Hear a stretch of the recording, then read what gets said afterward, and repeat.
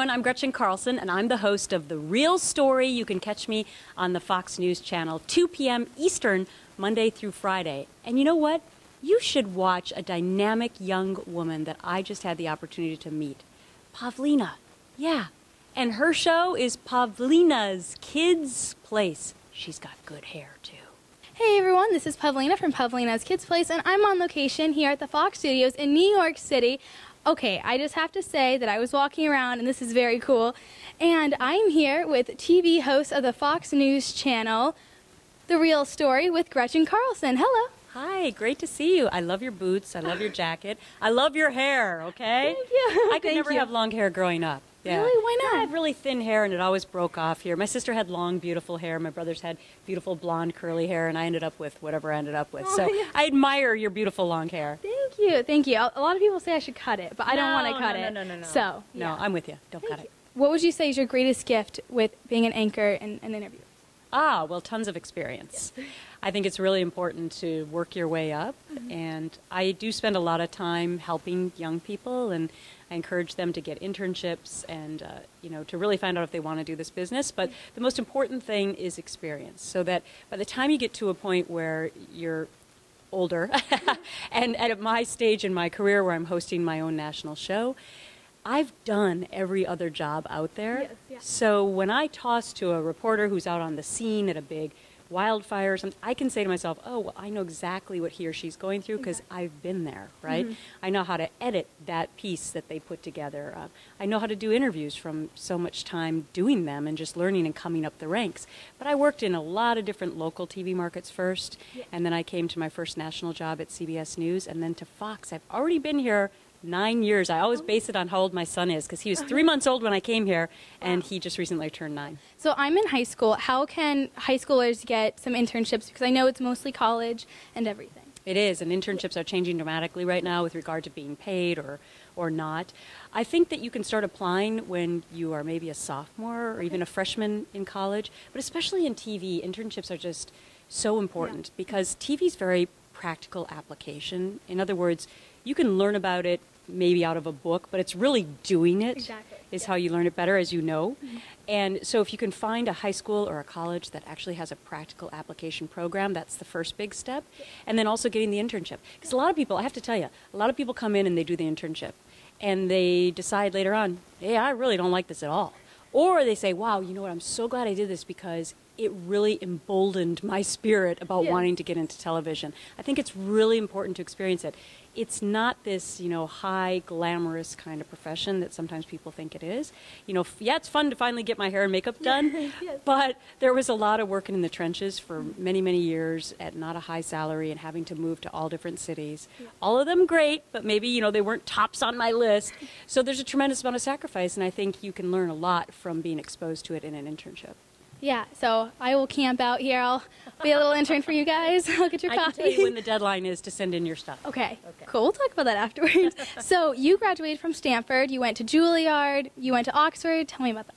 So I was a really serious violinist growing up, and I thought that that was going to be my career. But my parents wanted me to have a normal upbringing as well. So I did study with a teacher at Juilliard here in New York City, but I grew up in Minnesota. So I pretty much stayed there and lived there.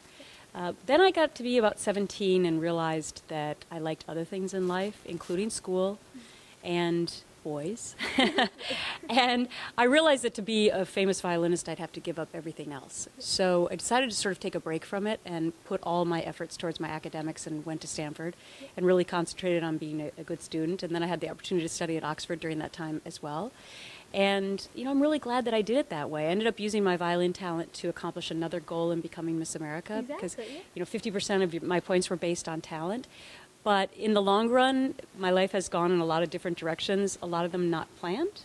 And I think that keeps life fascinating and, something different. And frankly, that's why I like the TV business, because it's something new every single day. Exactly. Yeah, I think when it's not like that conventional straight path, it's a lot more interesting to go like the road not taken. Exactly. So, yes. Yeah, because I was supposed to be a lawyer. Oh, really? Yeah. Oh, my gosh. Now, I still want to go to law school because I think the education would be so beneficial. Of course, yeah. And I took the LSATs, although they expired a long time ago. But I still, that's my one goal that's kind of left outstanding there that I would like to achieve at some point. Yeah, definitely. You could totally do that. My sister actually just graduated law school. Really? Yeah. Well, I always say to my husband, do you think, because we have 2 kids at home too, and work full time, I said, do you think I can fit in law school right now? Yeah, He's of like, are you nuts? But I like you. You're with me on this one, right? Yes, okay. of course. Yeah, All right, we'll good. tell him. We'll talk to him afterwards. So, like Let me know when you're married too and have 2 kids. okay. Yes. So, like you were saying earlier, you won Miss America in 1989, right? Eons ago, yes. Yes. Yes. So, and that was because of your violin solo. And do you still play your violin? I really don't. I know. Well, I'm in the process of writing my first book right now, and a lot of it's self-reflection. And, I've spent a lot of time thinking about all those hours that I put into practicing my violin. I should go back to it. Yeah. And for my children, I should. So that's something that I'm also trying to carve out time for in my life. It's a really difficult process because I'll never be as good in my 40s as I was when I was 13 or 14 years old. And emotionally, that can be a little bit of a struggle to try and get through, and just totally being honest.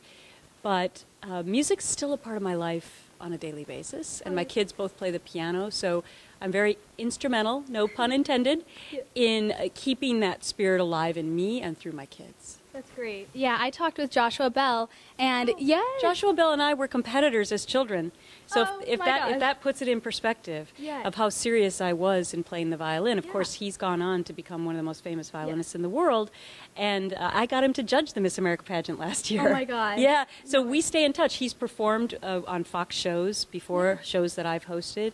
And we have stayed in touch, and it's just unbelievable the paths in life that continue to cross. I knew him when he was a 3rd and 4th grader with red hair and a bowl cut. Oh my gosh! Oh my gosh! And now he's like tall, handsome, famous violinist. But Yeah. that puts it in perspective as to how serious I was with the violin. And that violin of his, because I interviewed him, that's his baby. It's his best friend. He always has it like right there on his leg. Oh my gosh! Well, you have to, because so- those violins are worth a heck of a lot of Yes. dough. Oh my gosh! I remember when I talked to him, he had just recently gotten a violin. I forgot what it's called, but it was like Stradivarius? yes. That's it. That's it. That would be the top of the line. Yep, Yeah, yeah. there was one actually that was just found in a woman's home. It was called the Kreutzer Stradivarius, a very famous violin. It's worth $10 million or more. Oh my gosh! Yeah. Watch him. We'll probably get that. But yeah. Yeah, that's and amazing. many times museums have these violins, and then they allow the greatest artists of the world to play them because they can't afford them. Yeah. So anyway, we digress. Yes, I know. So have you ever had like an oh my gosh moment of why wasn't the camera on, or thank gosh the camera was off? Daily? Listen, when you do live TV, the beauty of live TV is that it's over and done with, and you can't go back and make any changes. Yeah. The beauty of live TV, not so much, is that you can't go back and make changes. So listen, the one great thing about working at Fox is that it was so different from working at a network where I sometimes felt like if I made a mistake reading the teleprompter that I might get in trouble. Here, especially working on Fox and Friends for 7 years, where we did, just sort of a freewheeling morning show, making mistakes was almost part of the ritual on a daily basis with regard to mispronouncing words, or things like that. And we're very self-deprecating in the sense, and I've carried that with me to the real story. Listen, if you're going to be real, then real people make mistakes. And on a daily basis, I'm screwing up some word in the teleprompter, and, or I think I'm going to go to this certain interview and that's not happening just then. And, that's just the name of the game when it comes to live TV. Yeah. So you just have to really just get over it pretty quick. So have you ever had an interview that was just like a train wreck from the beginning, and then how did you deal with it? Yeah, I got punked. I got pumped on, what being punked is, right? Yeah, like- on Fox and Friends. Yeah. Some guy pretended he was going to be something that he wasn't when he actually got on the air. Oh my god. Yeah. But so again, you just have to learn how to go with the flow. I mean, I realized after about asking him 2 questions that he wasn't on the up and up. Yeah. And so I just said, I think we're going to end this interview right now. Yeah. And we went to commercial break. But, that also comes with a tremendous amount of experience Exactly. in knowing how to try and deal with situations like that, even when you have absolutely no advance warning. Yeah. That'd be scary. I'd be like, oh my gosh, what's happening? Like, what is he doing? But yeah, so starting off, like, would you, like, if you're starting off now, would you change anything from when you started off before, like, because of social media and all that? Oh, well, we didn't have social media. Listen, Pavlina, when I started my first job on TV, we had typewriters. Oh Oh my gosh. Do you know what that is? It's the one that has, like, it moves over, right? Something like that, yeah. Luckily, we got computers about 6 months into it, but this was 1990. You know what? I'm really glad I did my career the way that I did because of the experience. The thing is, in TV, there's no real blueprint for getting to the top levels. You know, I wanted to be like Diane Sawyer, and I think tons of other people did as well and do. And if there was some sort of a game plan as to how to do that, everyone would follow it. Yeah, exactly. So my advice to young people is always, well, number one, to work hard and to never give up, obviously, but to find out what works best for you. Now there's all sorts of cable operations, locally, and those didn't exist when I started out. Yeah. So I encourage people to go there and get their experience and make their mistakes. The thing is, on live TV, you kind of want to make your mistakes, a lot of them, when you're not on national TV. Exactly, yes. So it is kind of good advice to go to these smaller markets first and, pay your dues. And as I said from the beginning, I am really grateful that I have all this experience. I think it helps me on a daily basis. 2016 is a long way away, but what do you think of the presidential election coming up? Oh my gosh. Are we talking about that already? Yes. We still have the midterms, Pavlina. I know, but I just interviewed Ben Carson, and everyone was saying how, he might run and everything. Yeah, you know what I think is so incredibly fascinating, and one of the things that I love most about working in TV is the political arena. Yes, yeah. And the people who we think might be candidates now probably end up, in some cases, not being the candidates at all. True, yes. And people that we haven't even thought of end up coming to the forefront. Yeah. And that's what I love about the political process. I love discussing it, I love debating it, and there would be no way that anybody, I think, could accurately select exactly who will be in the running in the end in 2016. I mean, I hope to a certain extent that there are women, plural, that we're talking about, because I think that's a great example for especially my kids. And last time around, when there was Hillary Clinton and Sarah Palin 2 times ago, I just thought that was really great for my children to see that, definitely. Especially my daughter. Yeah. So, I'm sure there'll be an interesting mix, and we'll debate it a lot of times on my show and all across the media.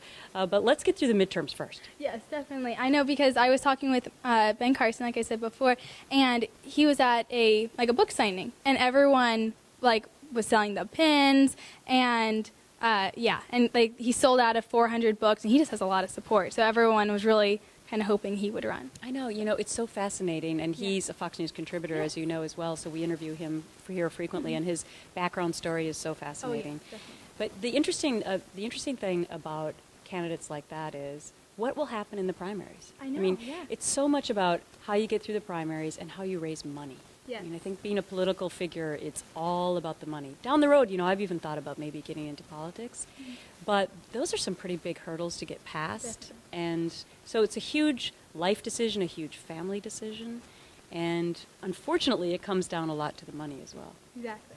Yeah. So we have been talking with Fox anchor of The Real Story with Gretchen Carlson. Thank you so much. Thank you, and all the best to you. Let me know if I can help you.